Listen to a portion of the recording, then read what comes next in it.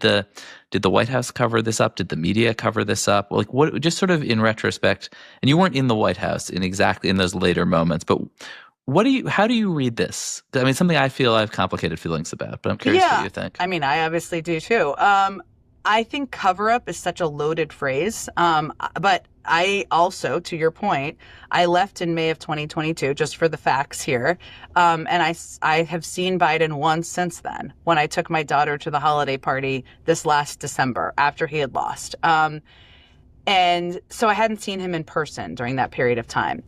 I never saw that person, not a single time. And I was in the Oval Office every day that was on that debate stage. I'm not a doctor. Aging happens quite quickly.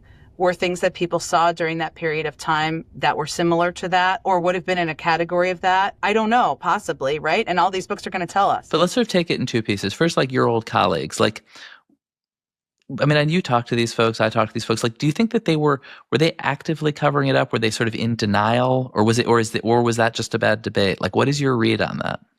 Well, this is what I mean about cover up is a very loaded term, I think. Well, it means you knew that it was really bad and you're pretending otherwise versus you're deluding yourself, which I think is what people do a lot. Well, I understand, but I still think it's like cover up is often like a crime, right? We're talking when people use that term. They say it's worse than the crime. People use that term as they relate to Watergate or the covering up of not sharing public information about a war. Yeah, and I'm not accusing anybody of a crime. I understand, but other people have used that term, and I think it's a bit of a dangerous term. I don't know.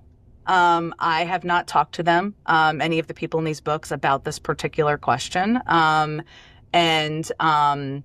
I think that at their root, a lot of the people who are mentioned are good human beings. And so I like to think that, no, they would not be a part of an active, let's hide from the public what we see happening privately.